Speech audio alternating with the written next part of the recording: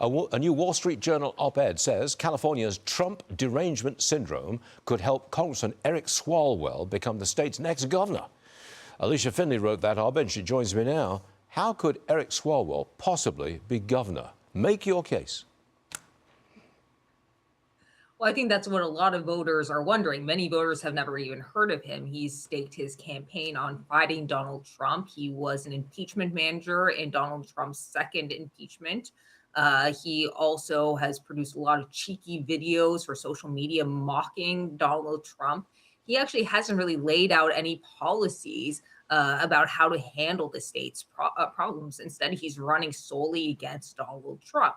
And right now, according to at least an Emerson College poll, he is now in the lead. Now, I think this is very dangerous for Californians in that he may actually be even more progressive than Gavin Newsom. If you listen to him campaigning, he wants to raise taxes on businesses that hire people who receive federal assistance like food stamps or Medicaid, which is over 40% of the California population. So you would be raising taxes on probably 40% of businesses. So I think the people who were hoping for an upgrade from Gavin Newsom may be disappointed if they get Governor Eric Swalwell. But because of California's jungle primary, it is possible that a Republican could become the next governor because all the candidates are jumbled up together and it's the top two who emerge, and the top two could both be Republicans. So that's a possibility, right? I think that can't be ruled out. I think Democratic insiders are now panicking about that possibility because you have Eric Swalwell now in the lead, but it's still very tight and crowded race with various Democratic candidates still trailing and nipping at their heels. You have Katie Porter, former Orange County Congresswoman.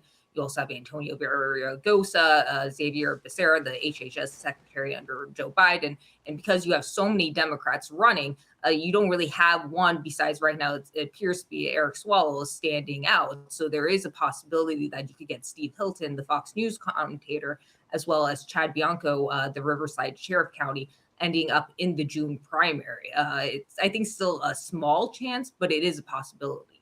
Okay. There's a new poll, and it shows the current mayor of Los Angeles, Karen Bass, is the leading candidate in the next mayor's race. But look at this, 56% have an unfavorable view of her. How can Bass be in the lead if she's so unpopular?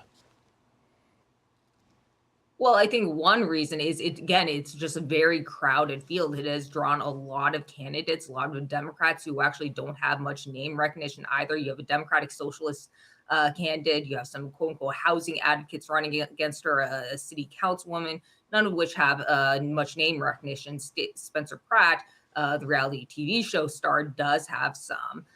So I think it's mainly a function of a very crowded primary. You also had one of the quote-unquote reformers, or I would put it in the category of reformer, Austin Buechner, a former superintendent of the city of LA schools, drop out about a month ago because of the tragic death of his daughter. And I think he would have stood the best chance of beating her, but unfortunately he has now dropped out. I look forward to seeing the first Republican elected in statewide California in many, many years, possibly 2 decades. Allysia, thanks for being with us. We'll see you again soon.